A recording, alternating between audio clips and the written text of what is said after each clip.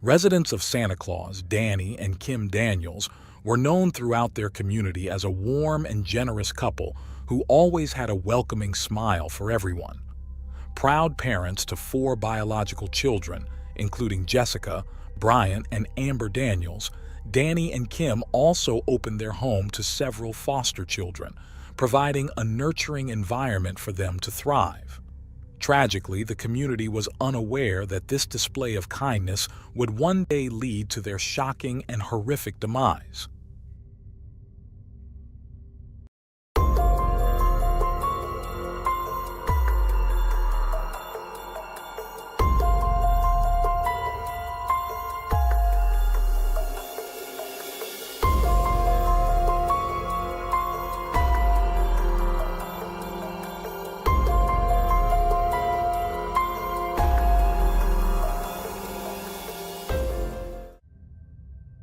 Kimberly, known simply as Kim to her loved ones, was born on February 25, 1964, in Georgia, USA.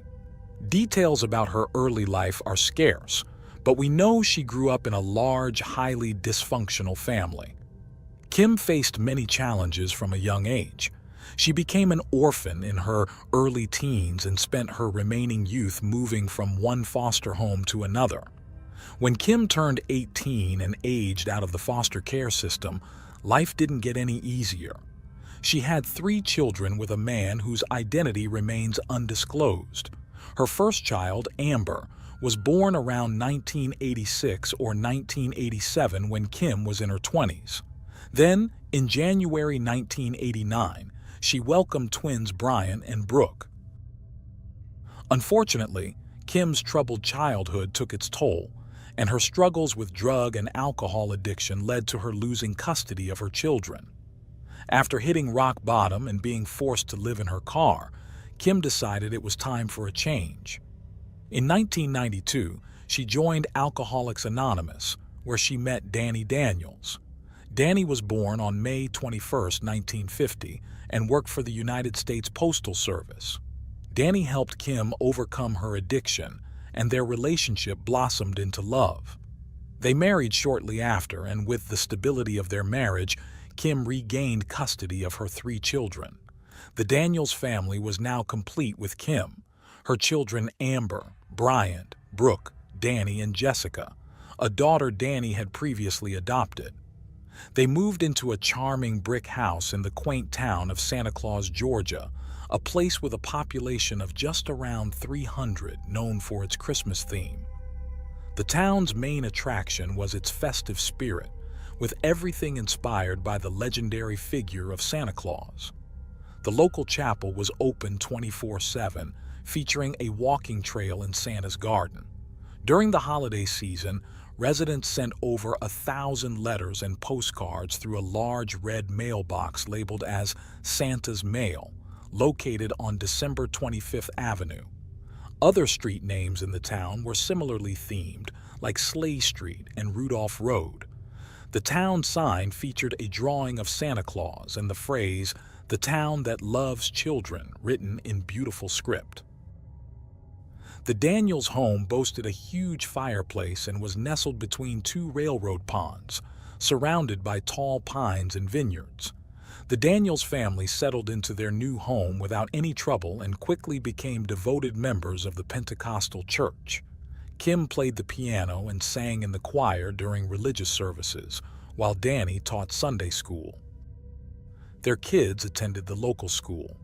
To those who knew them, they epitomized the perfect family: a beautiful home, 4 children, 2 dogs, a mother dedicated to her family and community, and a father who worked hard for the well-being of his loved ones. Kim and Danny's kindness seemed to know no bounds. By the mid-90s, they had opened their doors as a foster home for children in need. Having experienced the hardships of being homeless herself, Kim felt this was a natural step, and Danny's familiarity with the adoption system made it seem like the logical choice. Over the next few years, social service workers noted that the Daniels took in about 7 children, though some sources suggested the number was much higher. One of the children they took in 1995, was a 10-year-old girl named Joanne. She was placed with the Daniels due to her toxic family environment. Both Joanne's father and stepfather were alcoholics. Various child protection service workers reported that her mother practiced black magic and voodoo. Joanne had an older brother named Jerry Scott Heidler. Born on June 9, 1977, Jerry was described as a kind young man who got along well with children. However, he faced challenges due to his difficult home life. During his high school years, he attended a school for students with emotional and behavioral disorders, and he had a criminal record for stealing from a store and a vehicle. By 1996, he was facing serious charges in the town of Alma and was on probation for driving under the influence. While Joanne was under Kim and Danny's care, Jerry often visited the family home to see her, sometimes even staying overnight. After Joanne returned to her family, Jerry continued to maintain a relationship with the Daniels.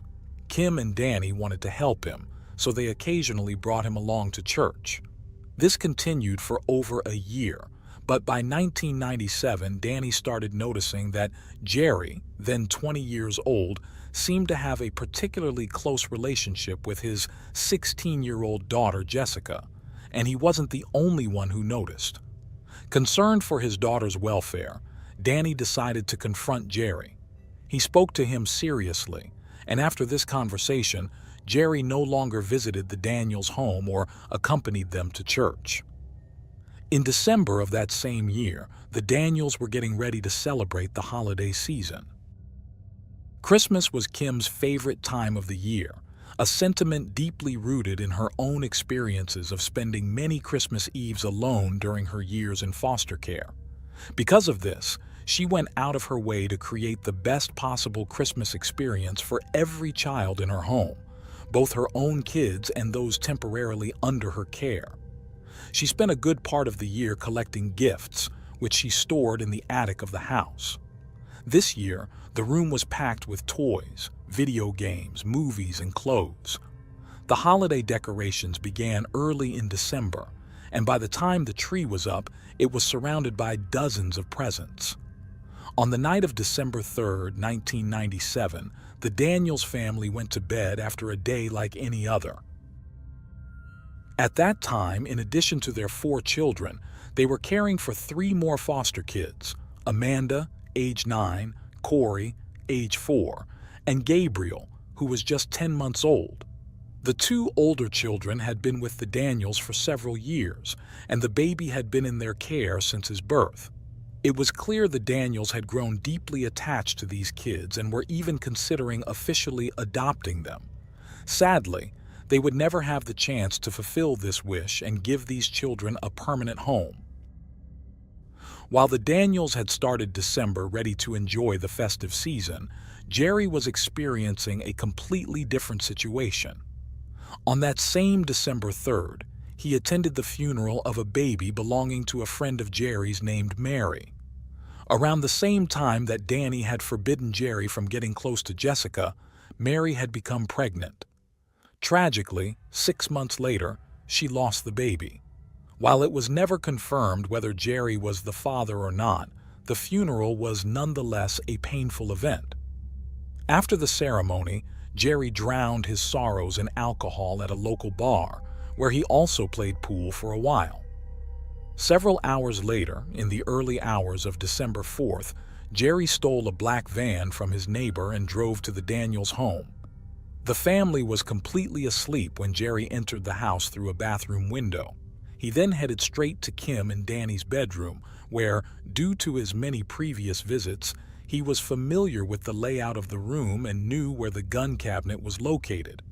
Jerry grabbed a semi-automatic shotgun and loaded it. He then walked out to the back door of the house, holding the gun in one hand, and proceeded to smoke a cigarette before re-entering the house. The sequence of what happened next remains somewhat unclear, as Jerry's own statements did not align with what was later reported during the trial. According to Jerry, he first entered the room where Brian, one of Kim's biological sons, was sleeping.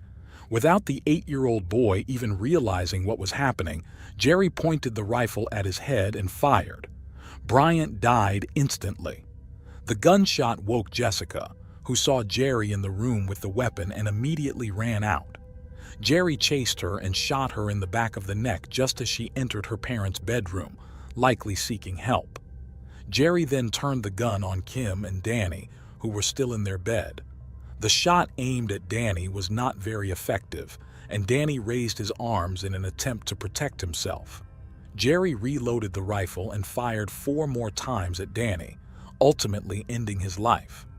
Although this was the sequence of events Jerry later confessed to, court documents suggest that the first victims were actually Kim and Danny. Jessica was awakened by the loud noise of the gunshots, and then came the tragic end of young Bryant.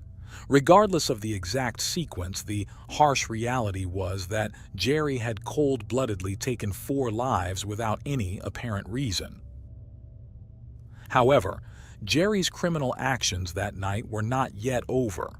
5 more children remained alive in the house: Amber, Brooke, Amanda, Corey, and Gabriel. Some reports mention that Jerry's sister Joanne was with the Daniels at the time of the attack, but court documents clarify that she had not been in the house since her foster care stay in 1995. Jerry went to the room where the 3 girls were sleeping. He told them that a man had broken into the house and that Kim had asked him to take them to safety. The girls, who knew and trusted Jerry, believed him and followed him to the van. Gabriel, the baby, just 10 months old, and Corey, the 4-year-old, were left behind in the house with the bodies of their parents and siblings. Jerry then drove the 3 girls about 15 miles to the Altamaha River. He parked in a secluded area under a bridge and proceeded to sexually abuse 10-year-old Amber. It was not entirely clear if Brooke and Amanda witnessed this heinous attack. After raping the little girl, Jerry threw the gun into the river and continued driving with the 3 girls about 72 miles away from the Daniels residence. After committing these horrific crimes, Jerry dropped the girls off the vehicle and left them abandoned on a dirt road. He then returned to his mother's house in the town of Alma, where he spent the next few hours sleeping and playing video games with his brother as if nothing had happened. At one point, Jerry asked his brother if he had ever killed someone. Upon receiving a no as an answer, Jerry remarked that doing so made him want to go out and harm more people. While Jerry was living out his twisted fantasies without any apparent remorse, the 3 young girls he had abandoned were walking terrified and shivering through the dirt streets, their nightgowns the only protection against the cold. Around 4 a.m., a local hero and his wife were alerted by their dog's incessant barking. Looking out the window, they saw the 3 defenseless girls in the street, immediately took them in, and called the police. The authorities arrived within minutes. Although the girls were in shock, they were coherent enough to tell the police they had been kidnapped from their home in Santa Claus, providing their address. 2 officers were dispatched to the Daniels residence. They arrived at the brick house around 5:10 a.m. on that December 4th. From the street, the silence of the house created a chilling atmosphere. The front door was open, and when no one answered their calls, the officers checked the windows and saw the arm of a young child on the top bunk of a bunk bed. They loudly announced their presence before entering the Daniels residence. With all the lights off and the winter sky still dark, the house was shrouded in shadows. As they moved through the rooms using their flashlights, the officers stumbled upon the horrifying scene of young Bryant, still clutching his teddy bear, his head covered in blood. In the background, they could hear a clock alarm and the cries of a baby. It was Gabriel, found in his crib in Kim and Danny's room. There, the police also discovered the body of Jessica, lying between the hallway and the door, and in the bed, Kim and Danny were found deceased. Corey was found hiding under a table in the kitchen, visibly terrified. The officers also noticed that the gun closet was open. The residence was declared a crime scene, and more investigators soon arrived. Suddenly, Santa Claus, a town where everyone knew each other and which prided itself on being the town that loves children, became the center of a quadruple murder and the abduction of 3 minors. This drew a rapid influx of journalists. The county prosecutor told the press that while the motive for the attack was not yet clear, it was not believed to be random. They were almost certain that the perpetrator was a friend of the Daniels, or at least someone who knew them. The scene was meticulously photographed and videotaped. Forensic technicians collected samples, vacuumed for traces of hair fibers and clothing, and found shotgun shells scattered throughout the house. There were 2 near Jessica, one in the main bathroom, another in Kim and Danny's bedroom, one in the laundry room, one in Bryant's room, and another near the sofa in the living room. A neighbor reported hearing strange noises around 1:45 a.m., but given the large distance between the houses and the general quiet of the area, did not think they could be gunshots. According to the coroner who responded to the case, Kim had received 2 shots in the stomach and arm. Danny had 4 wounds on his body and 1 in the head, which was fatal. Jessica died from a single shot in the neck, as did Bryant in the head. Although the deaths of the 2 children were instantaneous, the coroner mentioned it was possible that the 2 adults may have lingered a bit longer before dying. A cigarette butt was also found crushed against the floor near the back door. From the bathroom window, a fingerprint was collected, and these 2 pieces of evidence would help identify the perpetrator of the brutal crime. However, what the forensics team did not yet know was that over 25 miles away, at another police station, the 3 girls had already identified the culprit. Amber, Brooke, and Amanda had described the van, and authorities quickly distributed bulletins with all the relevant information, noting that the suspect might be armed and dangerous. The eldest of the 3 girls, Amber, was taken to an interrogation room where a police officer showed her a series of photographs and asked if she recognized anyone. Without hesitation, Amber pointed to Jerry. The other girls also identified him. When the police asked Amber if Jerry had harmed any of the 3, she broke down and started crying inconsolably. It wasn't until a worker from the Department of Children and Family Services was called that the young victim was able to recount what had happened without any other officers present. The story of sexual abuse was corroborated by evidence of physical trauma found on Amber's body. This, combined with DNA evidence found at the scene that matched Jerry, made him the primary and only suspect in the heinous crime. Uniformed patrol officers were deployed throughout the county, where Jerry was last seen, and also in Alma, where his family lived. The search was brief and straightforward. 2 officers were sent to Jerry's family residence. Behind the house, they located the van, and as the patrol car stopped in front of the residence, Jerry was seen exiting the front door. Seeing the 2 agents, he ran back inside the house. The officers pursued him while calling for backup over the radio. Jerry's brother came out and claimed he was the only one at home at that moment, which was clearly a lie.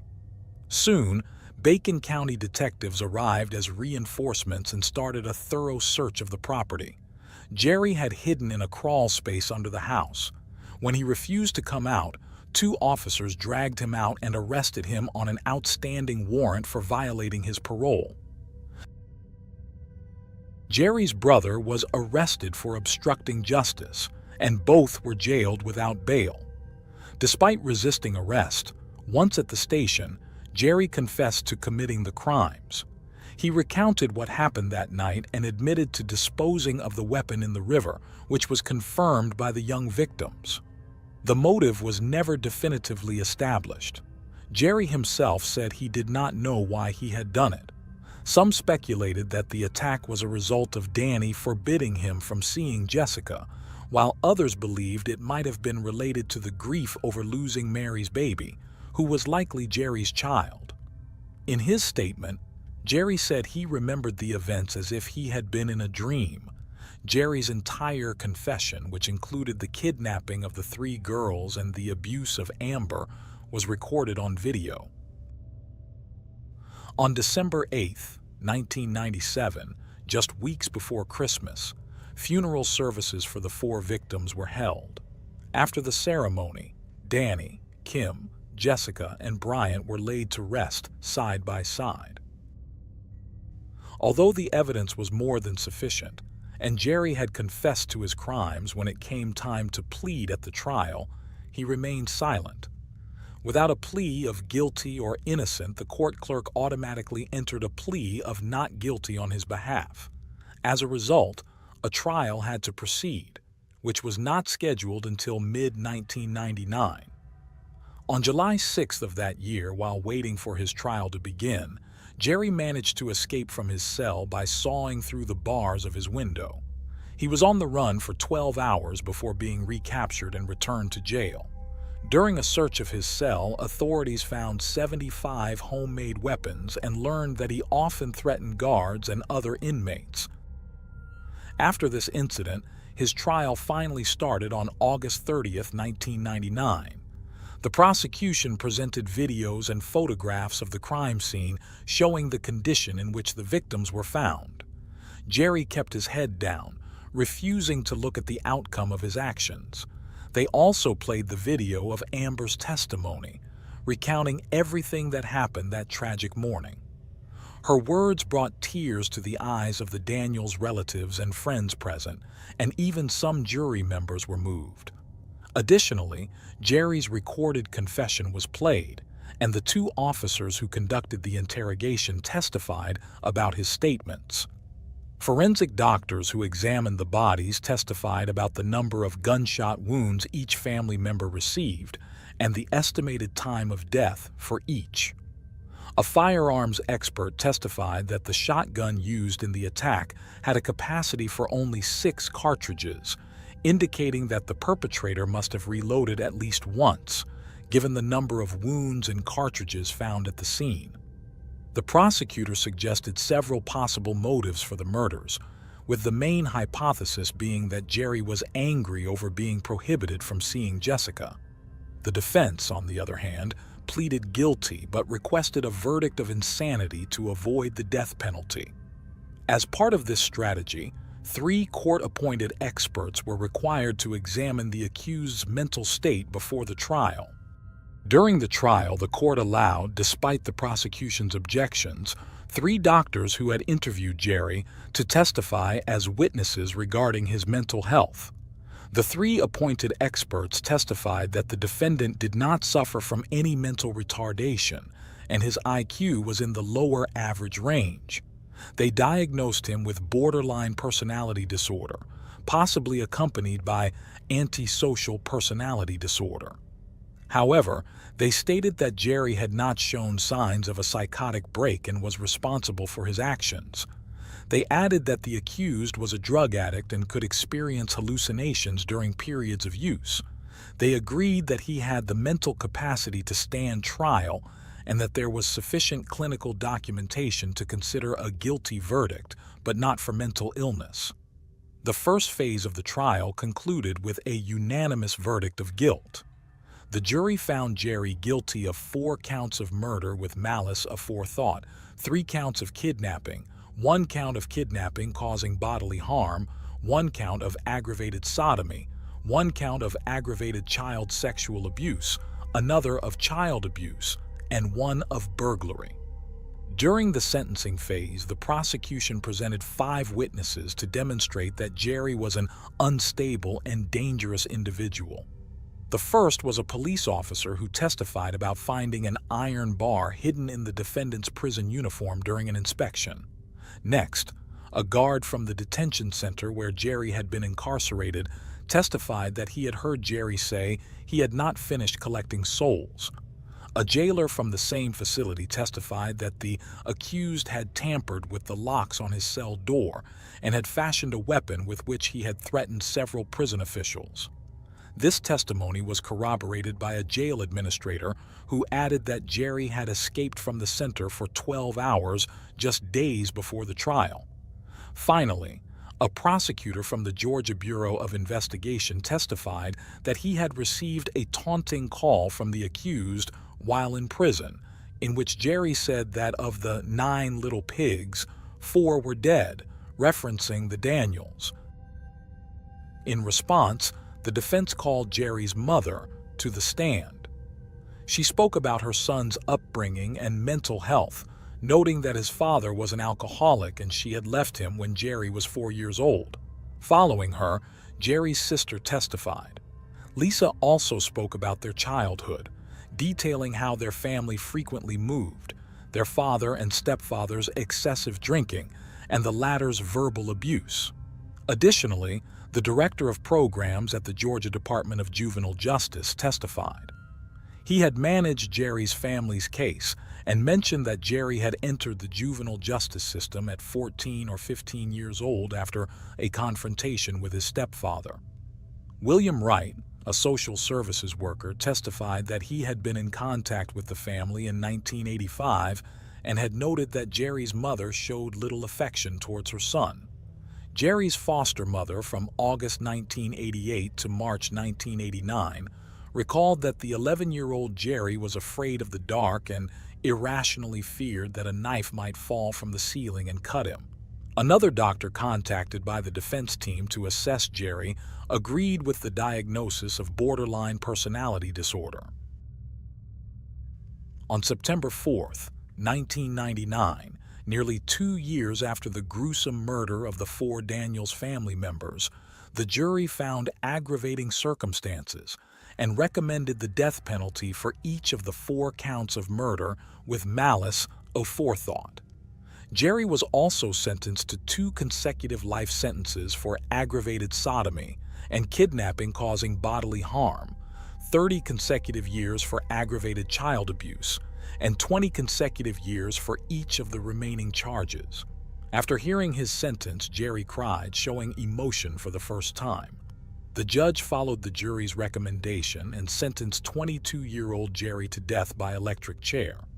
The sentence was automatically appealed according to state laws, but was upheld by the Supreme Court of Georgia.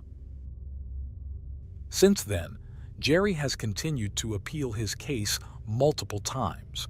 He argues that his trial attorney was ineffective in investigating and presenting evidence regarding his mental health during the guilt phase of his trial. However, an internal investigation revealed that the defense team had exhausted all available avenues to secure a life sentence for Jerry, despite encountering numerous obstacles during the case construction. In 2001, the Supreme Court of the United States denied Jerry's request for a procedure used by higher courts to correct an error made by a lower court. The most recent appeal was made in 2023. Like all previous instances, the request was denied and the sentence was reaffirmed. As of the date of this video, Jerry is being held in the Georgia State Prison. Despite the years that have passed, the terrible events of that December morning in 1997 remain vivid in the memory of the residents of Santa Claus, a peaceful and picturesque town that loves Christmas. And there you have it. That concludes today's case. Join me next time as we delve into the details of another unreal true crime. Goodbye.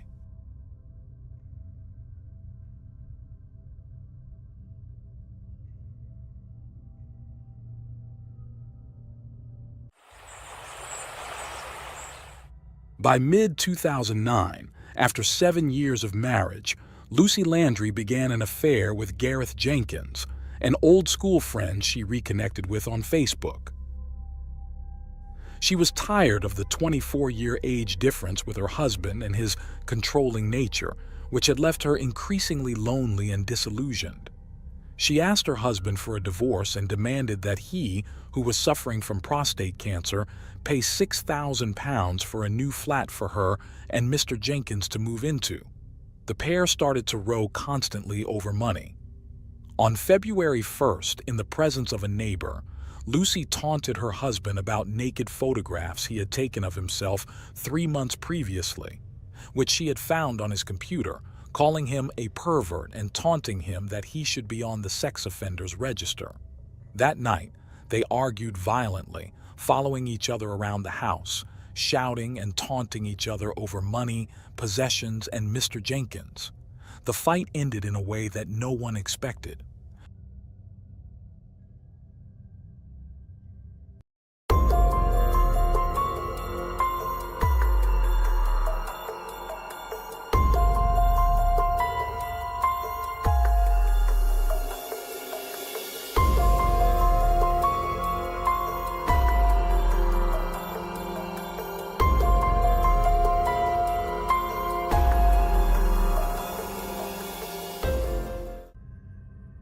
Lucy Davies was born in 1971 in the county of Rhondda, England. She was the daughter of Roger and Andrea Davies, who were also the proud parents of another girl named Anna. The family was settled in a small community mainly formed by socially purposed housing. There, against the backdrop of beautiful mountain scenery, Lucy had a particularly happy childhood. Since she and her little sister had similar tastes, they were always very close. Her parents always highlighted Lucy's infectious joy as a standout quality. During her time in primary school, Lucy was known for her outgoing and likable temperament, which immediately endeared her to teachers and classmates alike. In addition to her charming personality, she was also recognized for her undeniable beauty, making her one of the most popular and admired girls at school. Regarding interests outside of academics, both she and Anna loved ponies. Knowing this, their father pleasantly surprised them by enrolling both in the local riding club. This sporting activity taught them discipline and also showcased their talent. Consequently, they earned the right to participate and represent the club in countless events and competitions. Thus, by the start of secondary school, Lucy shone as an exceptional rider. However, her energy and passion were not limited to the tracks, as the versatile young lady began to take flute and piano lessons, dedicating long hours to practice to master both instruments. Her efforts soon paid off, and by the following year, Lucy had a very comprehensive and detailed mastery of the wide field of classical music. Thanks to this, she was accepted into a youth orchestra and also joined her school's choir group. As often happens in this stage of adolescence, a healthy romantic interest appeared in her life, and Lucy became very close to Gareth Jenkins. However, she preferred to keep it a secret. In 1989, after finishing secondary school, Lucy was determined to pursue a career in the musical world. With that goal in mind, she enrolled to undertake a bachelor's degree at the University of Warwick. There, she began her new and promising life, always with the aspiration of becoming a teacher and dedicating herself to musical education. But things did not go as she had expected. While her passion remained, she did not enjoy the direction of the degree program. Consequently, she decided to switch her original plan and opted to study urban planning. It was around this time that she met Graham McAllister. They both discovered quite soon that their outlook on life was very similar. Aside from their love for art and shared interests, a crucial detail in their bond was the extravagant sense of humor that complemented each other. Their relationship flowed naturally, and as they made plans for the future, Lucy decided to introduce him to her parents. For Roger and Andrea, the meeting was wonderful, as they were certain that Graham was the right one for their daughter. So much so that they decided to buy Lucy a house in the city of Coventry, northwest of London. This gesture, in addition to ensuring her a life free from the upheavals of rent and moving, carried their wish for her to start a family. Shortly after moving in, Lucy invited her boyfriend to share the new home. As they continued with their studies in 1995, the young couple welcomed their first child, whom they named James. Lucy decided it was best to take a break from university to care for him. Meanwhile, Graham continued with his university commitments, and, to support the household expenses, got a job working the night shift at the city's postal sorting office. Over the months, this dynamic began to affect Lucy, because alone at home, dedicated exclusively to the child, and with many hours away from her partner, a feeling of boredom took hold of her. Then, she found no better solution than to explore internet chat rooms for distraction. In this universe, she sought to meet new people.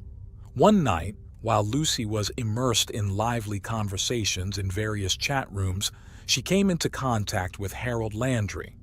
At 53 years old and of American origin, Harold came from a financially struggling family in Louisiana. However, he understood early on that, being just one among a dozen siblings, he would have to achieve everything through his own effort and will. Thus, from a young age, he dedicated himself to hard work to escape poverty. His opportunity arrived when he realized that in the oil business, the key was not in owning a well, but in providing the essential infrastructure for the owners of such fields. Consequently, he founded his own company, focused exclusively on the design and manufacture of hydraulic equipment for major oil companies in the southern United States. As he had anticipated, the business allowed him to amass a great fortune, eventually reaching billionaire status. By that time, he divided his time between his eccentric hobbies and a property on the island of Cozumel in Mexico. On a personal level, he had been married and divorced twice. From these unions, he had children whose exact number and identities are not publicly known. What was known, however, was that Harold made sure they lacked nothing. A particularly relevant event occurred in 1992 when, being single again, he met a married woman 20 years his junior. However, neither her family nor her husband were obstacles for Harold, who directed all his seductive strategy towards her and won her over. On February 6, 1994, Harold picked her up to take her for a ride in New Orleans. For this occasion, they hired a babysitter. After concluding the evening, Harold accompanied his lover back to her home and offered to take the babysitter back to hers.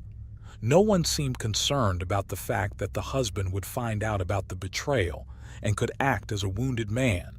In fact, that's exactly what happened. Outside the residence, the betrayed husband was monitoring every move of his wife. Once the third party said goodbye, he followed him in his car. A few minutes later, Harold finally noticed the vehicle tailing him. Then, almost as an instinctive gesture, he opened the glove compartment and pulled out the firearm he usually kept. When both stopped at a red light, things spiraled out of control, as the babysitter later narrated.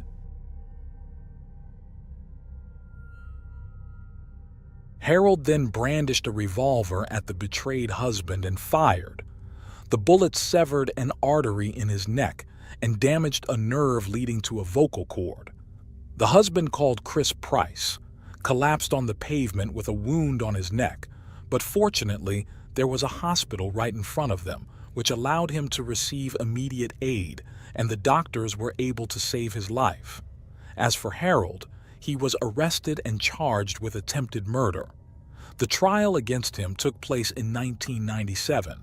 In his opening statement, the defense attorney told the jury that Chris had only been the victim of a tragic and sordid affair. Regarding his client, he mentioned that he acted out of fear and in self-defense.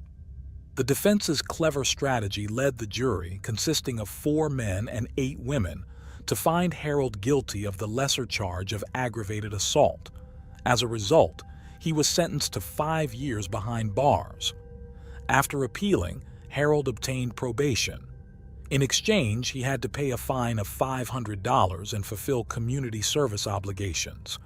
Although he sought to be completely exonerated, he thanked Pat for his hard work.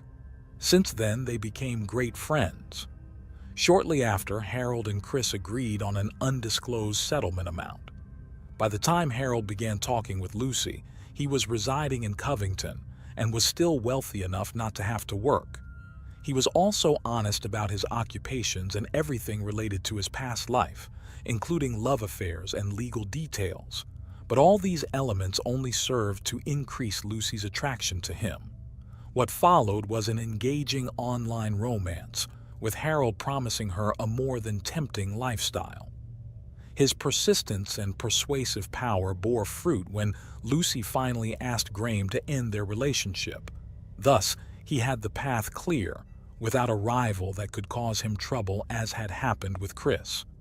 With the wind in his favor in the early 2000s, Harold traveled to England to meet her, and she took the opportunity to introduce him to her parents as her boyfriend. Although Roger and Andrea were surprised by the significant age difference, they respected their daughter's decisions and did not object to the relationship. Feeling fulfilled and fortunate to share his life with her, Harold spared no effort to surprise her, whether with luxurious gifts or anything else Lucy desired.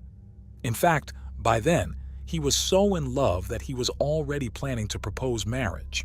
However, he didn't want it to be just any proposal. He wished to do it in an ideal setting.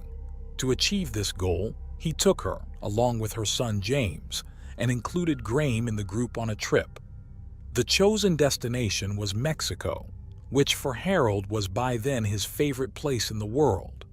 Additionally, his longtime friend Pat, who had been his attorney in the past trial, also had an apartment close to his residence, which added to the feeling of comfort. Initially, Harold bought a diamond ring and shared the news with enthusiasm with Pat. Nonetheless, his friend harbored certain suspicions about his future fiancée. Moreover, over the days, Pat found it strange that Lucy had dedicated a good part of her time in the company of Graham. He seemed to be completely blind to it, and ultimately, he proceeded with his plan to propose. Lucy happily accepted the proposal, and in mid-2003, the couple celebrated their union. Shortly afterward, Harold surprised her by acquiring a $1 million property in an exclusive neighborhood in Worcestershire. In this rural setting, the marriage had a prosperous and peaceful start, further favored by the presence of excellent neighbors like Rachel Clark and Stephen Kennedy, with whom Harold and Lucy formed a lovely friendship. Soon, the newlyweds had their first daughter, whom they named Harriet. The event filled both Lucy and Harold with joy, and from then on, he dedicated himself to the little girl with undiminished energy and commitment. Equally important and affectionate was the relationship he maintained with James, whom he treated as if he were his own son. But relentless time began to erode their initial bliss. Gradually, the demands made towards Lucy increased, and her moodiness became directly proportional to her husband's demands. As he saw it, his wife was to constantly adjust to his preferences and adopt a submissive role to his requests. She, on the other hand, had different expectations, so tensions quickly became apparent.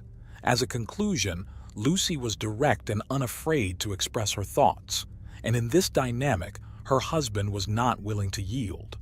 With both having volatile personalities, their arguments often culminated in explosive breakups, followed by reconciliation once the storm had passed. Thus, moments that had once been pleasurable, like the children's vacations, became increasingly marred by fights. Meanwhile, James witnessed the disintegration of his mother and stepfather's relationship. To their neighbors' dismay, the disputes that stretched on for hours became a sort of regular soundtrack. By that time, Rachel and Stephen were aware that the couple had a tendency to abuse alcohol, knowing well that this was the fuel that ignited their shouting and complaints. When Lucy and Harold unleashed all their anger, leading to prolonged periods of not speaking to each other, their neighbors felt peace return. In mid-2009, thanks to social media, Lucy reconnected with Gareth. Having had no contact since their platonic love in secondary school, they caught up and chatted for hours, with necessary interruptions due to both of their commitments. After Harold went to sleep, his wife stayed in front of the screen. Soon, it became evident to him that, feeling unhappy, his wife had resorted to the same escape route through which she had found him, and he had no doubt she was looking for a replacement. However, far from confronting her, he considered giving her some space and traveled to Mexico, where he stayed for a while. Meanwhile, Lucy took the opportunity to invite Gareth to stay with her. In the autumn of 2009, her husband returned to England, thinking this time would resolve their marriage. But as soon as he stepped into the house, Lucy asked him for a divorce. Initially, he felt devastated. Then, after a few weeks, Harold began a relationship. He met this new woman online. She lived in the vicinity and went by the name of Rachel. Parallel to each of their new romances, the divorce negotiations were underway, and as often happens, new conflicts emerged. Especially concerning the house, Lucy expected to keep it to ensure a roof over her children's heads. For Harold, on the other hand, this matter was non-negotiable. His solution was to offer her money to buy herself a more modest apartment on her own. At the same time, he completely excluded her from his will. Upon learning of the decisions of her still husband, Lucy flew into a rage.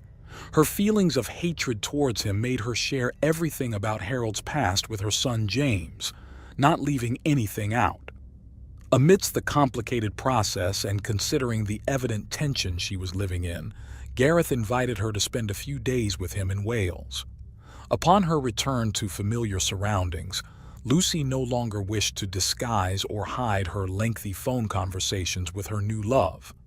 Meanwhile, both she and Harold were immersed in excessive alcohol consumption.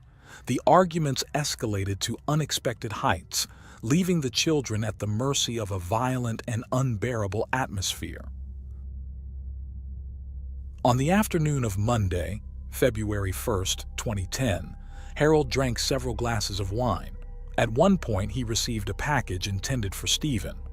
Around 9 o'clock at night, when Stephen returned from work, he found a postal notification indicating that his parcel had been delivered to his neighbor.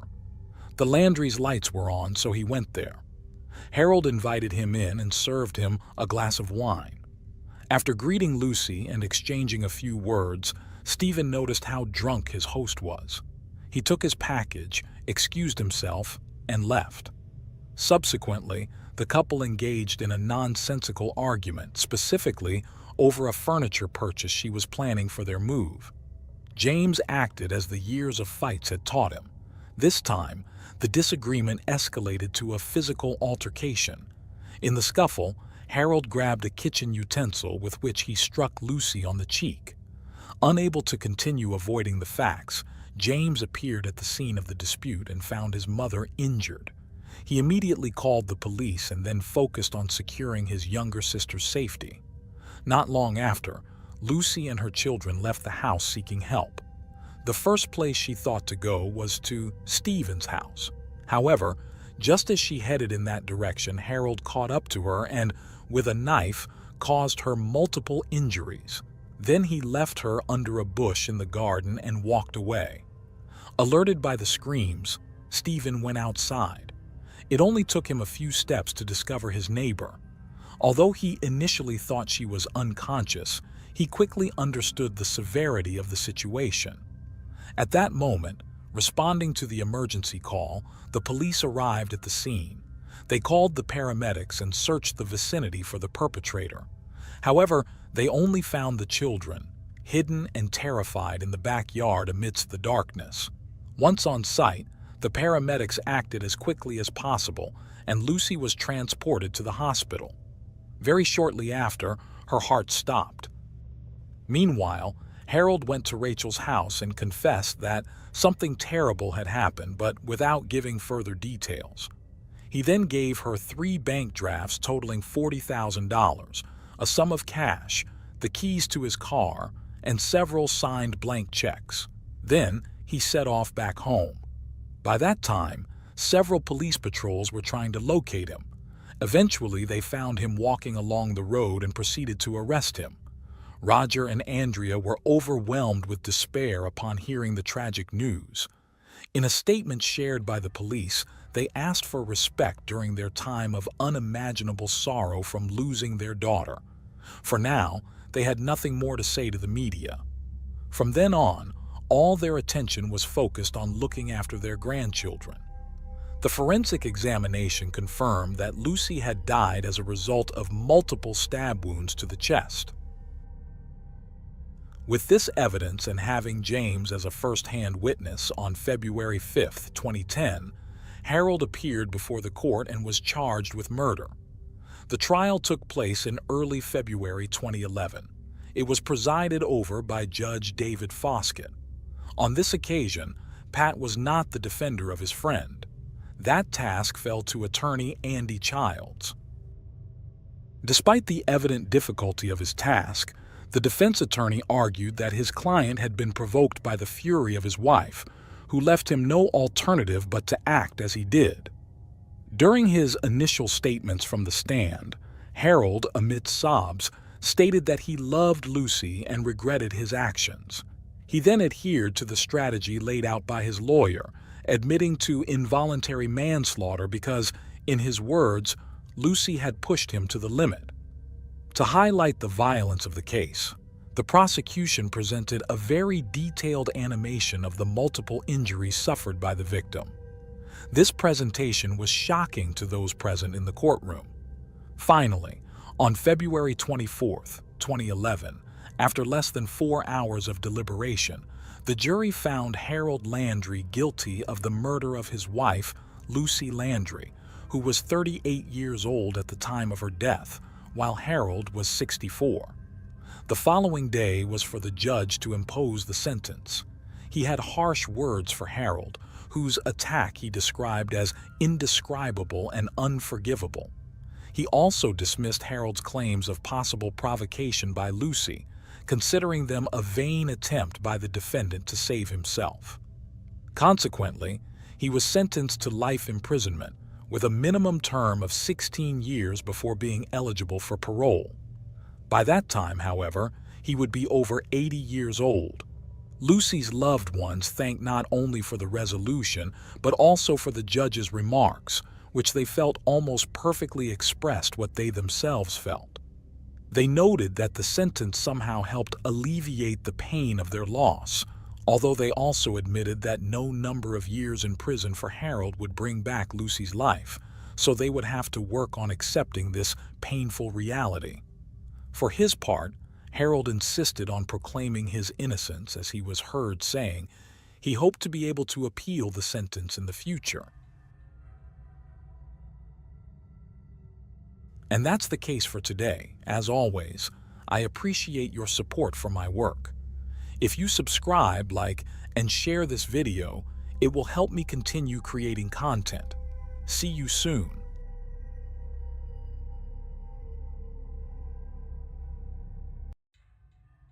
Traveling through a trail for 2 hours, the police reached the location. Arcadio Alvarez was found in a sugarcane field. It was at that moment that they apprehended the suspect, who was accused of committing incest for about 30 years against his eldest daughter, Alba Nidia, with whom he had at least 14 children, of which 8 survived.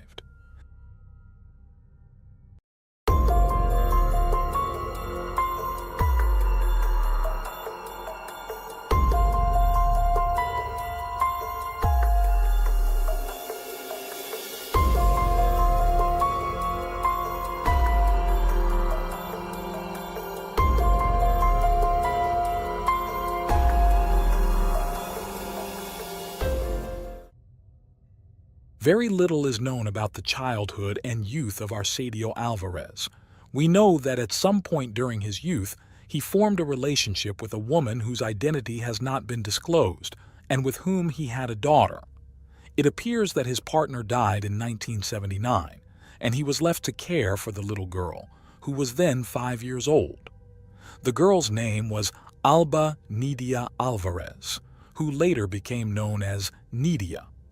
After the death of his life partner, Arcadio moved into the home of a relative, an aunt of Nidia's, though it was unclear whether she was his sister or the sister of his deceased wife. However, a few years later, Arcadio began to encounter problems in that house, which is unsurprising, as the man started to abuse his daughter. This inappropriate behavior began when she was 5 years old. When she was around 13 years old, Nydia gave birth to her first baby, a boy who was also her brother. For her, this situation was always a tragedy, but her father was indifferent to it. They eventually settled with his family in a small village very far from everything in the south of Colombia, where only the most basic services were available. There were barely 200 families living in the area. Arcadio was a farmer with very few resources. As a result of his precarious economic situation, upon arriving at the place, he settled his family in a fragile and unstable wooden house with a zinc roof and dirt floors. It is noteworthy that by the time Arcadio arrived in that area, the family had 4 children. For the people of the region, initially, nothing seemed too strange.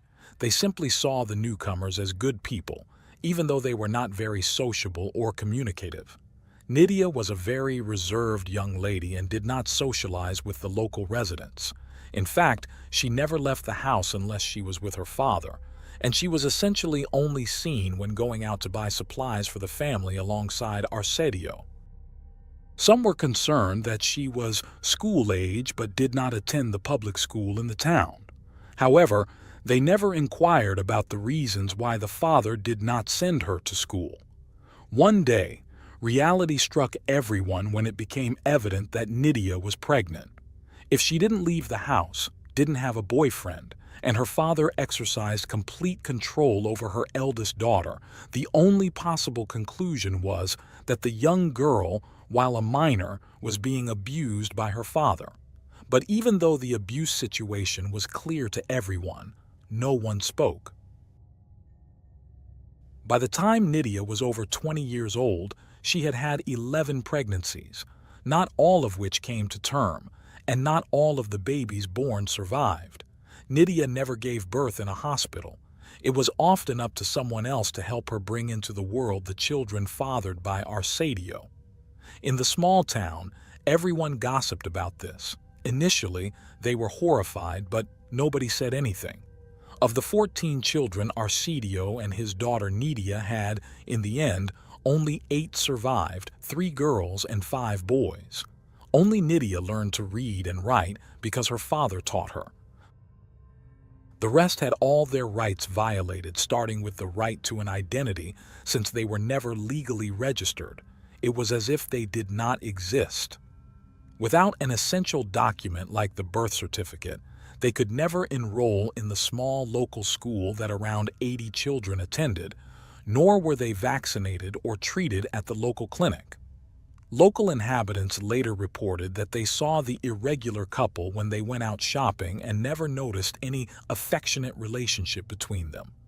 Some neighbors claimed they had the chance to talk with Nydia, but instead of offering help or some kind of support to get out of the situation in which she was the victim, they blamed her.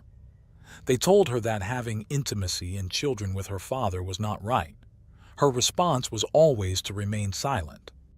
No one ever dared to confront Arcadio or reproach his misconduct. Later, some neighbors claimed that while he seemed like a decent man, he was extremely serious, and the people feared he might do something to them. Over time, the forbidden carnal relationship between relatives became something everyone started to accept as normal in the locality. Apparently, on a few occasions, the Alvarez's home was visited by personnel from the local Secretary of Education and the Colombian Institute of Family Welfare, as well as representatives of the Catholic and evangelical churches.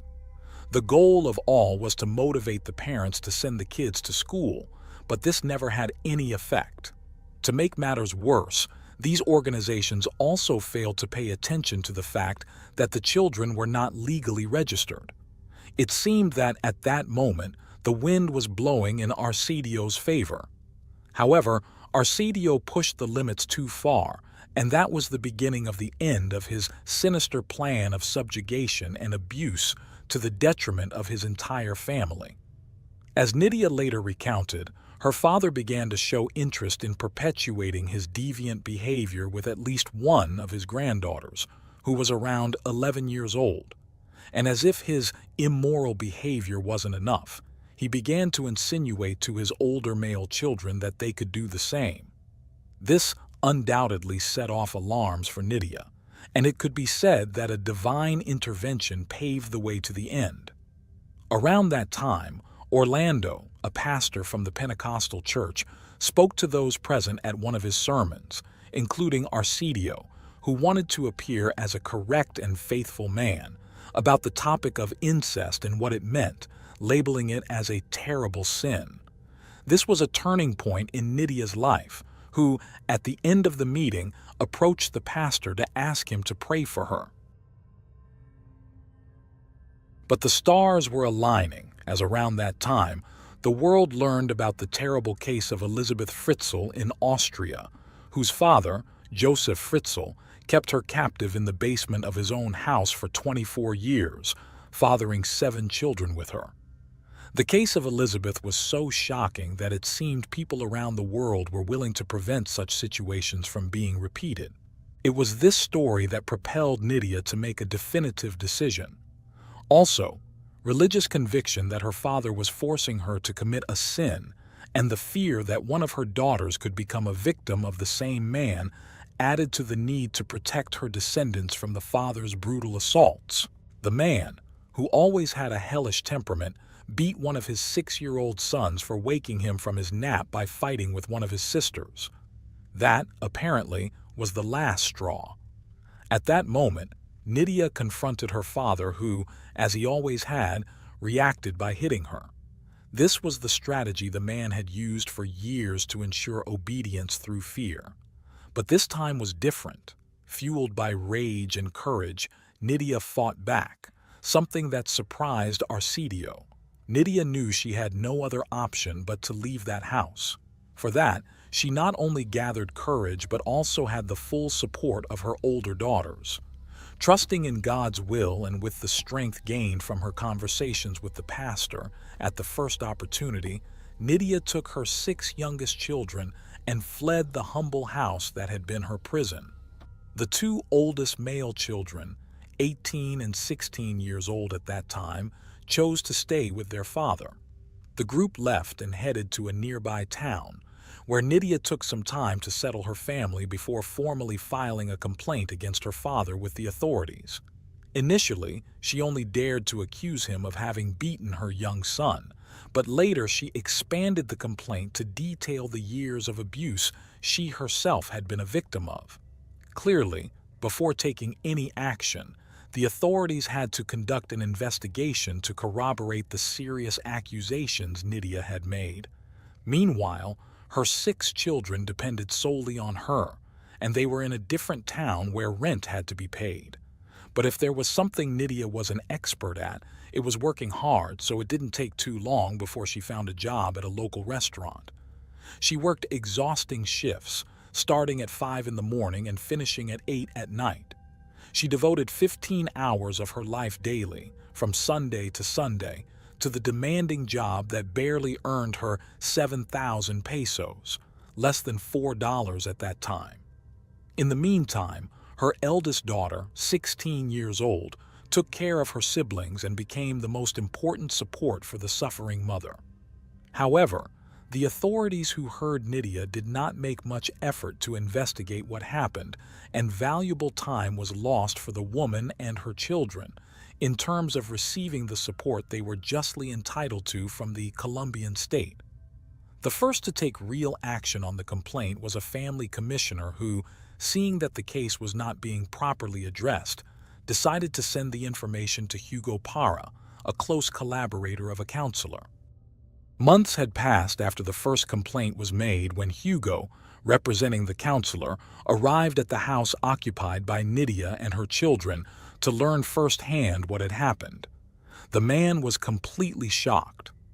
As Hugo later told the media that covered the story, Nydia and her children were living in extreme poverty. The house they inhabited was in terrible condition, lacking clean water. The smell was almost unbearable, and of Nydia, only her shadow remained, as the 35-year-old woman looked almost 70. At that moment, it was decided to make the case public knowledge and to start a strict follow-up of the progress of the complaint. The following months were dedicated to gathering testimonies that would attest to the truthfulness of Nydia's accusations. Finally, in January 2009, it was considered that there were sufficient elements to present the case to the General Attorney of the nation. Immediately, the highest authority of the public ministry ordered a group of detectives to start investigating the facts officially and in depth. The impunity that Arsadio had enjoyed came to an end on March 27, 2009. That day, agents of the investigation team, known by its initials as CTI, initiated an operation to capture the alleged perpetrator. They had to travel 2 hours through intricate paths to reach the sugarcane plantation where Arsadio was known to be. Finally, the 58-year-old man was detained. In his initial statement to the authorities after being arrested, Arsadio maintained that he had never forced Nydia to engage in inappropriate sexual relations and also asserted that she was not his biological daughter but had been adopted. Needless to say, he also denied having intentions of abusing his daughters, much less having instigated his older sons to do so. Upon hearing her father's statements, Nydia affirmed that he used the same argument of her supposed adoption to abuse her. She added that her father subjected her to the most terrible treatments, besides having her practically imprisoned since she lived locked up and could not go anywhere unless it was with him. Among everything, perhaps the most surprising was when she claimed that he would always be her father and as such, she had to respect him. She then detailed that she always maintained in her conversations with Arsadio, when trying to reason with him, that she loved him as a father and never saw him as a man. On March 28, 2009, the trial against Arsadio Alvarez took place. There, the abuser maintained his version that Nydia was not his biological daughter but an adopted one, and stated that the two had agreed to love each other. What he could not explain was how he could have made such an agreement with a girl of 5 years old, which was the age she was when he violated her for the first time. Following this hearing, Arsadio was transferred to the local jail amidst a crowd gathered at the courthouse gates to shout insults at the abuser. The police had to act quickly to remove him from the place, as many in the crowd wanted to physically assault him. The detainee was charged with sexual abuse, violent carnal access, and incest against his daughter Alba Nydia Alvarez. By that time, the case had become well known, and the press had given it full attention. Despite everything Nydia had suffered, she showed her enormous heart as a mother during her conversation with journalists. She always stated that her greatest fear during all those years of subjugation was that her children might become victims of assaults like she was. Nydia maintained that this was something she never allowed, and she also stated that every interaction with her father made her feel very bad, and she did not want the story to repeat with her daughters, a point she had made very clear to Arsadio, warning him that if he ever laid a hand on any of her daughters, that would be the end of the docile and good person he had known. She hinted in her interaction with the media that she also resented that what was happening to her was an open secret and no one offered her the least bit of support. She confirmed that she never gave birth in a health center. All her childbirths were attended by midwives at home who knew the situation, but only asked if the new baby was the child of the same father. By that time, her oldest child was 19 years old, and the youngest was only 1 year old. In 2009, the trial against Arsadio ended, with no further details found, except, of course, that in response to the accused's claims that Nydia was not his biological daughter, comparative DNA tests were ordered. The Colombian Institute of Forensic Sciences confirmed that the man was lying, as the tests proved she was indeed his daughter. It was also revealed that the prosecution originally tried to add an additional charge for sexual acts against a minor under 14 years of age for an alleged abuse against one of his daughters, but the fact could never be proven, and in the end, the prosecution dropped this charge. The media reported that in the initial session, Arcidio pleaded innocent, but after 12 hours of hearing Nydia's valuable testimony and the DNA evidence, the accused ended up accepting the charges against him and even apologized to his daughter and his grandchildren. With his admission of guilt in October 2009, the presiding judge sentenced Arcidio Alvarez to 15 years and 7 months in prison, a sentence that undoubtedly seemed almost an offense to the victims and did not take into account the number of people whose lives were severely affected. And there was yet another incomprehensible detail. Although the reasons were not found, the sentence was later reduced to 11 years, 7 months, and some days. After the trial and under the protection of the Colombian Institute of Family Welfare, Nydia and her 6 younger children were relocated and placed in a house in good condition in Bogotá, the country's capital, with the aim of starting a new life away from the place where everyone knew them and would constantly remind them of what had happened. This is the last information that could be found about this family. And talking about Arcidio, the insufficient sentence was not even fully served. As in 2011, the authorities of that institution reported that Arcidio had died. According to a press release issued by the prison authorities 2 weeks before, the individual had been hospitalized for surgery due to gallstones. But the day after being discharged and returned to prison, the guards found him dead in his cell. The report stated that the death occurred due to natural causes. At the end of this case, the lesson of Nydia's courage and her struggle to provide for her surviving children remained.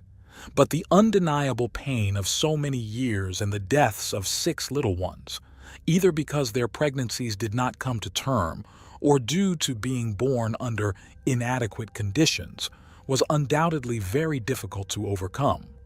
At the time of the events, the director of the Colombian Institute of Family Welfare stated that he had never known a case of this magnitude in Colombia and expressed concern that a situation of so many years had not been denounced by anyone. The official was not only referring to a complaint from the victim, who was the most fragile and had the least opportunity to do so, but also to the community members who knew about the situation but chose to remain silent. In a conversation with the press, one of the sons who stayed with the father tried to make sense of the events from his humble point of view. But the truth is that nothing justifies what happened in this case. Nydia lived for about 30 years dreaming for freedom, but without the courage to obtain it, as the abuse started at such a young age that it left her unable to defend herself. Inside, she was a terrified child, even at the age of 30. After finally being freed from her abusive father, the woman stated that all that went through her mind was the hope that her children could have a better future, that they would study to progress in life, form their homes, and feel at peace. And perhaps the great lesson of this case is advice for other women that Nydia repeated several times to the media.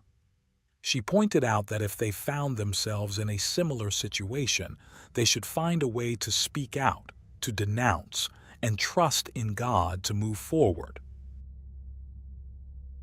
For Nydia, silence was her father's perfect accomplice, not just her own silence, but that of all those who, knowing the situation, preferred to look the other way.